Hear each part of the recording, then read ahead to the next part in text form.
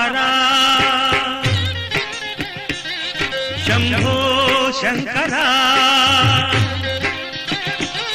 అంబికానాథ విశ్వేశ్వర త్రినేత్రమూర్తి త్రిశూలధారి గంగాధర గౌరీ మనోహర ఓం హర హర. ఓం నమః శివాయ. భారత భూమి పుణ్యభూమి, వేదభూమి, ఆధ్యాత్మిక భూమి, పురాణ ప్రాశస్త్యమైన పుణ్యక్షేత్రాలు వెలిసిన దివ్యభూమి. అంతటి పవిత్రమైన భారతావనిలో దర్శించవలసిన ఆలయాలు, తీర్థరాజాలు ఎన్నో ఉన్నాయి. సృష్టి స్థితి లయకారకులలో ఒకరైన పరమశివుడు లయకారకుడు. శివుడు భోళాశంకరుడు.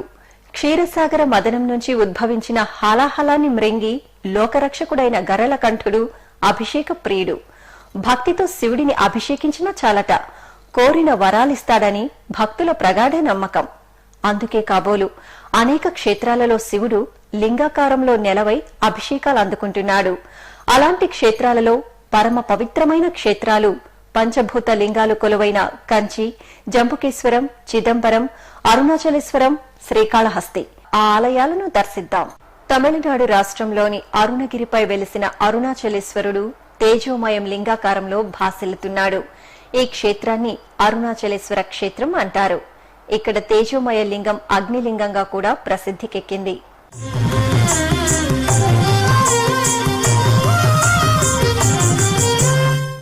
తేజోమయలింగం శక్తి సహితమైన ఆత్మను పరాత్పరమన్నారు. శక్తి మాయారూపంలో పుట్టి అపారంగా వ్యాపించిన దానికొక హద్దు కలిగించినప్పుడు అవ్యయుడైన పురుషుడు ఉద్భవిస్తున్నాడు. అతనికి ఆనంద విజ్ఞాన మనో ప్రాణవాక్కులని పంచె కళలున్నాయి. క్రమంగా ఈ అక్షర పురుషుడు క్షరపురుషుడిగా అవతరిస్తున్నాడు. ఈశ్వరుడు అవ్యయుడిగా అవతరించి ఈ జగత్తును తేజోమయం చేస్తూ ఉన్నాడు. సమస్త లోకాలకు ఆధారభూతుడై పరమశివుడు ఆరాధింపబడుతూ ఉన్నాడు.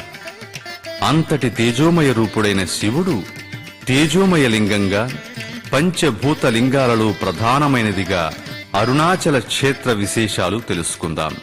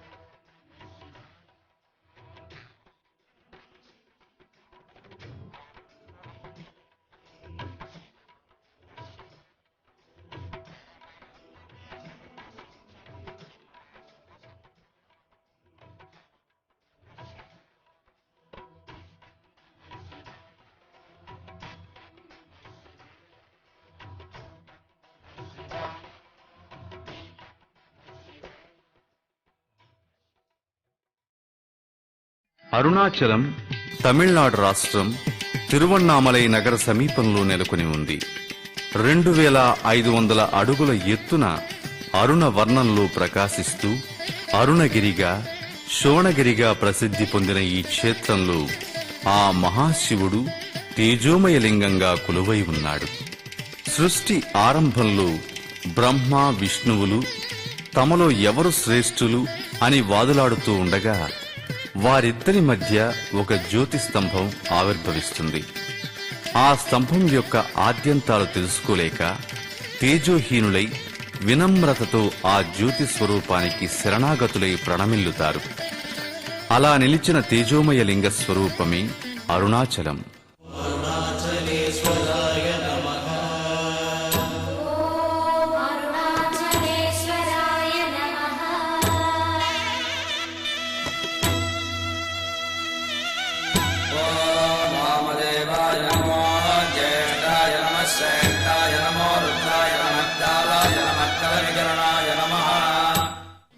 ఆద్యంతరహితమైన ఆ తేజోలింగం నుండి ప్రభవించే తేజోపుంజాలు సమస్త మండలాల్ని దీదీప్యమానంగా ప్రకాశింపచేశాయి. ఆ తేజస్సును చూడడానికి సామాన్యులకు సాధ్యం కాకపోవడంతో కరుణాసముద్రుడైన పరమశివుడు లింగరూపుడై తన సతితో ఇక్కడ కొలువై ఉన్నాడు.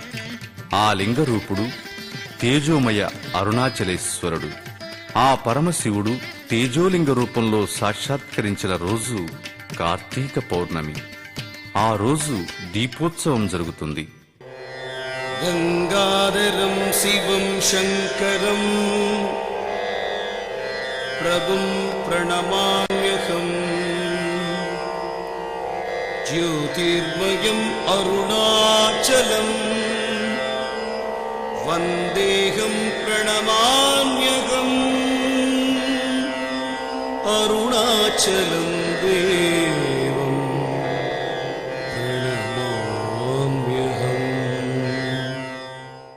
అదే రోజు రథోత్సవాన్ని కూడా నిర్వహించడం ఆనవాయితీ. పౌర్ణమి నాడు సాయంత్రం అరుణగిరిపై వెలిగించే మహాదీపం తిరువణ్ణామలై నగరాన్నే కాకుండా 50 కిలోమీటర్ల దూరం వరకు కాంతులు విరజిమ్ముతుంది. శ్రీ కావ్యకంఠ వాసిష్ఠ గణపతి ముని కార్తీక దీపోత్సవాన్ని తిలకించి ప్రఫుల్ల హృదయుడై పరమేశ్వరుని సతి పార్వతీదేవిని కీర్తిస్తూ ఉమా సహస్రం అను గ్రంథాన్ని రచించాడని శాస్త్రాలు చెబుతూ ఉన్నాయి. ఆ గ్రంథాన్ని అరుణాచలేశ్వరుడికి అంకితమిచ్చాడని పురాణ కథనం. పరమశివుడు వెలసిన పర్వతాలలో అరుణాచలం అతి పవిత్రమైనదని, శక్తివంతమైనదని కొనియాడబడుతోంది. పంచభూతలింగ క్షేత్రాల్లో అరుణాచలంలోని తేజోమయ లింగం అగ్నిలింగంగా కూడా వినుతికెక్కింది.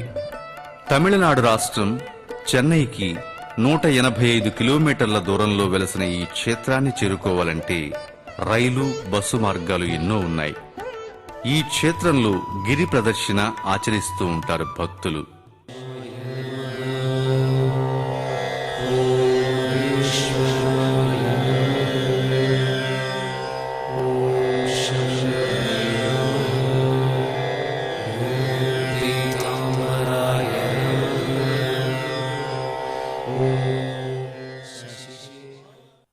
ఈ ప్రదక్షిణలో 8 శివాలయాలు దర్శనమిస్తూ ఉంటాయి. ఆ శివాలయాలను దర్శించి ఆ తరువాత అరుణాచలేశ్వరుణ్ణి దర్శిస్తారు భక్తులు.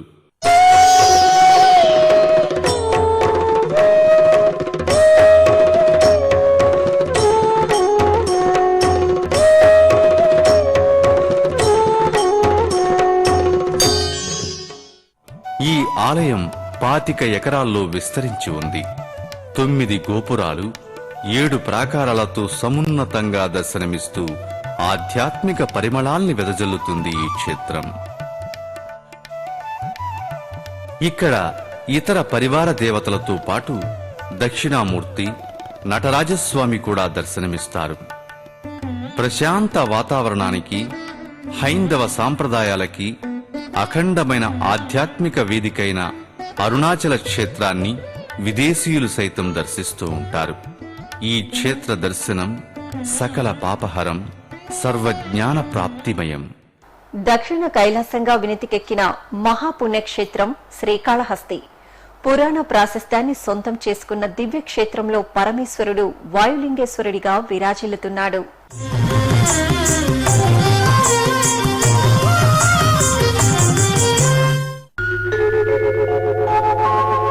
నమః శంకరా సర్వభూతాంతరస్థా నమః పార్వతీనాథ కైలాసవాసా నమః చంద్రచూడాహరా ఫాలనేత్రా నమః పాహి గంగాధరా నాగహారా కృపాపూర్ణ సింధు సదా భక్త బంధు మహోగ్రాకపర్ది వృషాంకా మహేశ త్రిలింగావని దివ్య క్షేత్రాంతరుజ్యత్ ప్రభాపూర్ణ జ్యోతిర్మహాలింగ రూప నమస్తే నమస్తే నమస్తే నమః. పంచభూతలింగ క్షేత్రాల్లో శ్రీకాళహస్తిలో వాయులింగం ప్రసిద్ధి చెందింది. అనేక శైవ క్షేత్రాలలో పరమ పవిత్రమైన క్షేత్రం శ్రీకాళహస్తి. ఈ క్షేత్రం దక్షిణ కైలాసంగా పేరుగాంచింది. శ్రీకాళహస్తీశ్వరుడు స్వయంభూగా వెలసిన క్షేత్రం ఇది. శ్రీ అనగా సాలిపురుగు, కాళ అనగా పాము, హస్తి అనగా ఏనుగు. ఈ మూడు జంతువులు శివభక్తితో శివుని సాయుధ్యం పొందిన ప్రదేశం కాబట్టి శ్రీకాళహస్తిగా నామాంతరం చెందిందని పురాణం. ఈ ఆలయంలో వైదిక ఆగమ విధానాల్లో పూజలు జరుగుతూ ఉంటాయి. ఉదయం నుంచి మధ్యాహ్నం వరకు 3 సార్లు అభిషేకాలు, సాయంకాలం ప్రదోషకాలంలో ఒక అభిషేకం స్వామి అమ్మవార్లకు నిర్వహిస్తారు. ఏటా బ్రహ్మోత్సవాలు, విశేష ఉత్సవాలు జరుగుతూ ఉంటాయి. అత్యంత మహిమాన్విత క్షేత్రమైన శ్రీకాళహస్తిలో రాహు, కేతు, కాల సర్పదోష నివారణ పూజలు జరుగుతూనే ఉంటాయి. దోష నివారణార్థం నిత్యం అనేక మంది భక్తులు ఈ క్షేత్రానికి తరలి వస్తూ ఉంటారు.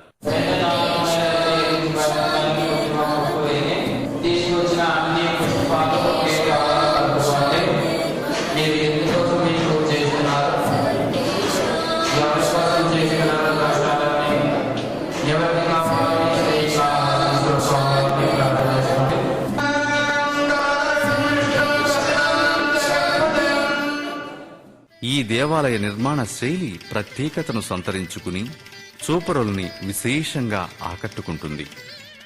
ఈ ఆలయంలో వినాయకుడు, శ్రీకాళహస్తీశ్వరుడు, దక్షిణామూర్తి, అమ్మవారు జ్ఞాన ప్రసూనాంబికాదేవి ఒక్కొక్కరు ఒక్కో దిక్కున వెలసి భక్తుల్ని కటాక్షిస్తూ ఉన్నారు.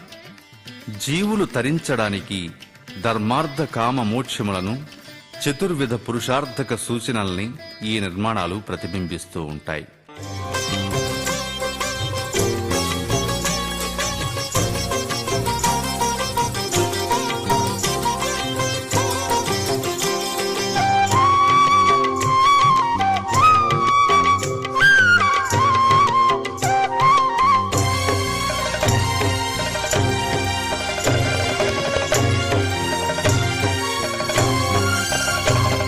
नमस्ते नमस्ते श्रीकाळहस्तीश्वरा, नमस्ते नमस्ते श्रीवायुलिंगेश्वरा, नमस्ते नमस्ते श्रीकाळहस्तीश्वरा, नमस्ते नमस्ते श्रीवायुलिंगेश्वरा,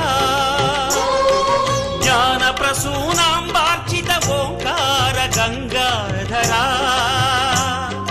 ज्ञानप्रसूनाम्बार्चित ओंकार गंगाधरा, नमामि स्मरामि भजामि शंकरा.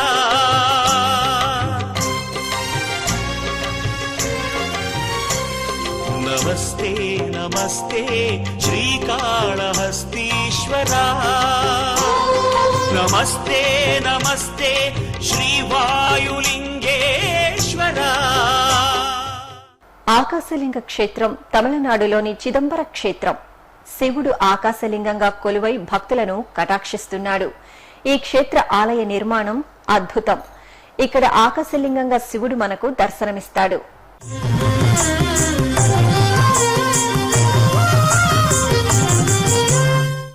పంచభూతలింగ క్షేత్రాలలో చిదంబరం ఒకటి. ఈ చిదంబర క్షేత్ర దర్శనం మానసిక ప్రశాంతతను అందిస్తుంది. చిత్ అంటే మనస్సు, అంబరం అంటే ఆకాశం. మనస్సు అనే ఆకాశంలో పరమాత్ముని దర్శించడం. అందుకే ఇక్కడ పరమశివుడు ఆకాశలింగ రూపంలో భక్తుల్ని సాక్షాత్కరిస్తూ ఉన్నాడు. ఆకాశలింగం ఉన్న చోట తెరవేసి ఉంటుంది. తెర తీయగాని స్వర్ణ బిల్వ తోరణాలు కనిపిస్తాయి. అంతకు మించి ఇంక ఏమీ కానరాదు.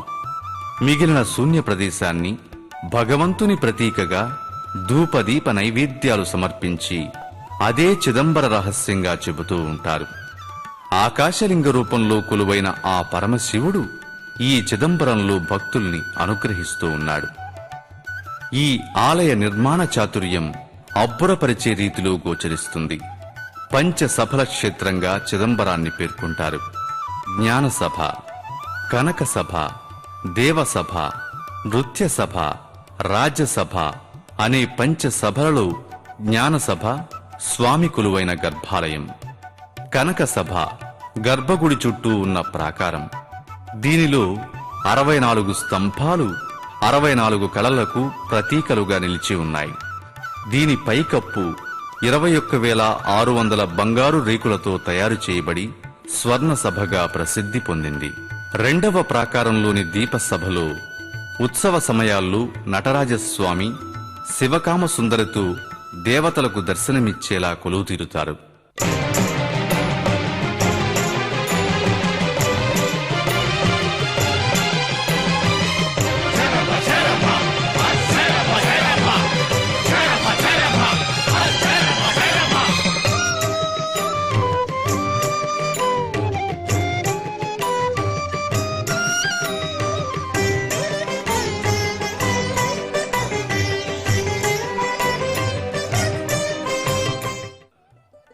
ఈ ప్రాకారంలోని నృత్య సభ కూడా ఉంది.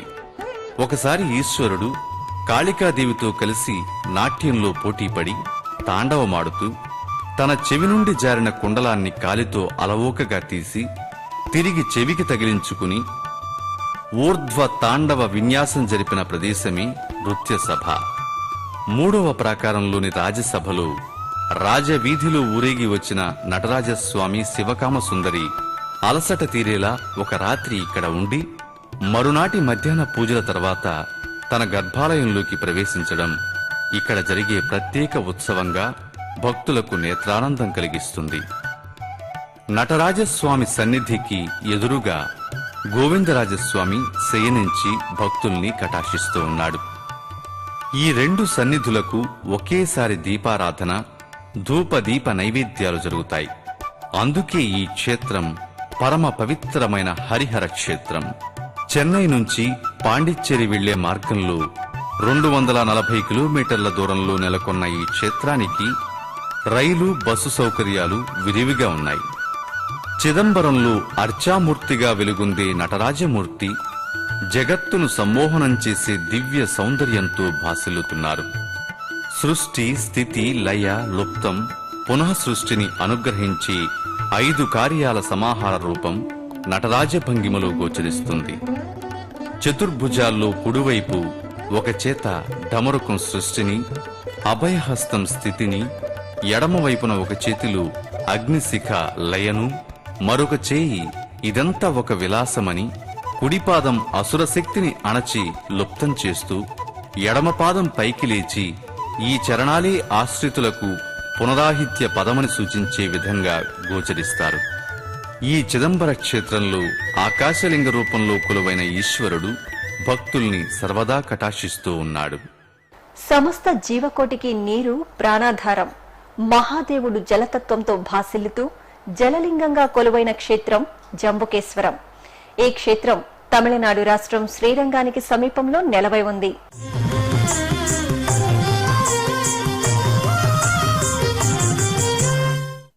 నీరు సమస్త జీవకోటికి ప్రాణాధారం. నీరు లేనిదే ఈ సృష్టియే లేదు. మానవ మనుగడ అసలు సాధ్యం కాదు. ఎక్కడైతే నీరు ఉంటుందో అక్కడ నాగరికత వెల్లివిరుస్తుంది. అంతటి గొప్పతనం నీటికి ఉంది. అలాంటి జలాన్ని ఆవాసం చేసుకుని శివుడు జలలింగంగా కొలువైన క్షేత్రం జంబుకేశ్వరం. తమిళనాడు రాష్ట్రం తిరుచునాపల్లికి సుమారు 11 కిలోమీటర్ల దూరంలో జంబుకేశ్వరం నెలకొని ఉంది. ఏనుగు ఆరాధనను అందుకున్న క్షేత్రంగా జంబుకేశ్వరం ప్రసిద్ధికెక్కింది. అంతేకాకుండా ఓ మహర్షి శివుని కోసం తపమాచరించి జంబూ వృక్షంగా మారి స్వామిని సేవిస్తున్న కారణంగా జంబుకేశ్వరమైందని పురాణ కథనం. శ్రీ జంబుకేశ్వర స్వామి ఆలయం 5 ఎకరాల స్థలంలో 5 ప్రాకారాలు, 7 గోపురాలు, మండపాలు, ఉపాలయాలతో దర్శనమిస్తుంది. ప్రధాన గర్భాలయంలో జంబుకేశ్వర స్వామి జలలింగ రూపుడిగా కొలువై పూజలందుకుంటూ ఉన్నాడు. ఇక్కడ ఓ ప్రత్యేకతను భక్తులు గమనించవచ్చు. స్వామివారి లింగం చుట్టూ ఉన్న పానవట్టం నుంచి నీరు ఊరుతూ ఉంటుంది. నీరు బొట్లుగా కారుతూ ఉంటుంది. పానవట్టంపై వస్త్రం కప్పుతారు. ఆ వస్త్రం పూర్తిగా తడిసిపోతుంది. దీనినొక మహిమగా పెద్దలు చెబుతూ ఉంటారు. క్రీస్తు శకం 11వ శతాబ్దంలో చోళరాజుల కాలంలో నిర్మించిన ఈ ఆలయం తర్వాతి కాలంలో పాండ్యులు, విజయనగర పాలకుల ఏలుబడిలో సాగినట్లు చారిత్రక ఆధారాల ద్వారా తెలుస్తోంది. అప్పటి నుంచి నిత్య పూజలు, ధూపదీప నైవేద్యాలు కొనసాగుతూనే ఉన్నాయని స్థానికులు చెబుతూ ఉంటారు. సుమారు 3 దశాబ్దాల క్రితం ఈ ఆలయ నిర్వహణ బాధ్యతను కంచి కామకోటి పీఠం వారికి అప్పజెప్పడం జరిగింది.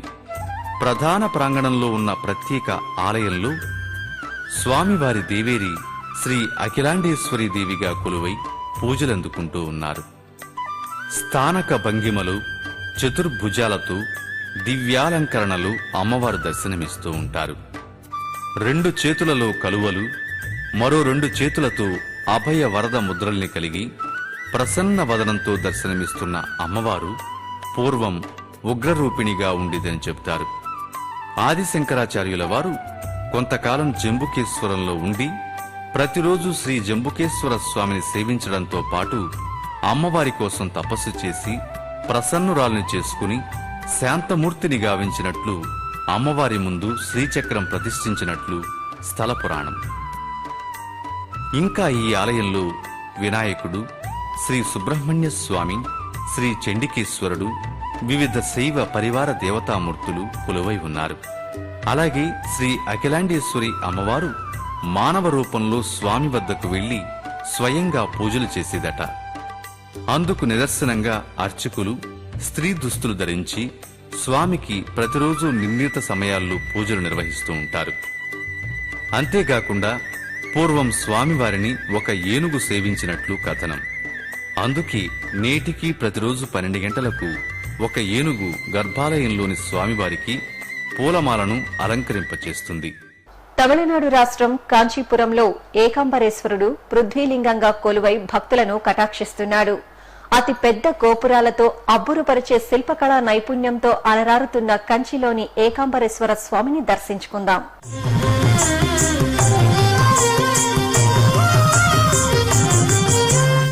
తమిళనాడు రాష్ట్రం ఆలయాల నగరంగా ప్రసిద్ధిగాంచిన కాంచీపురంలో ఏకాంబరేశ్వరుడు పృథ్వీలింగంగా కొలువై భక్తుల్ని కటాక్షిస్తూ ఉన్నాడు.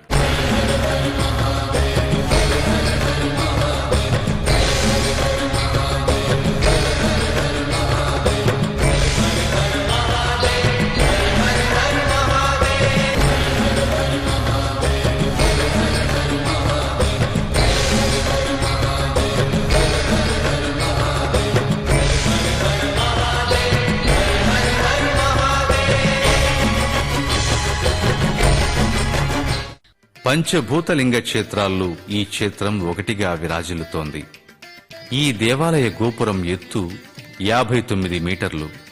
భారతదేశంలోని అతిపెద్ద గోపురాల్లో ఒకటిగా భాసిల్లుతోన్న ఈ ఆలయం ఏకాంబరేశ్వరుడు అనగా ఒక మామిడి చెట్టు కింద వెలసిన స్వామి అని ఈ క్షేత్రం యొక్క పురాణ గాథను ఆలయ ప్రవేశ ద్వారం వద్ద ఎడమవైపున ఉన్న చిత్రాల్లో చూడవచ్చు. ఈ ఆలయంలో ప్రధాన దేవుడు శివుడు. ఆలయంలోని 4 వైపులా 4 గాలి గోపురాలు ఉన్నాయి. ఆలయంలో 1008 శివలింగాలు ప్రతిష్ఠింపబడి ఉన్నాయి.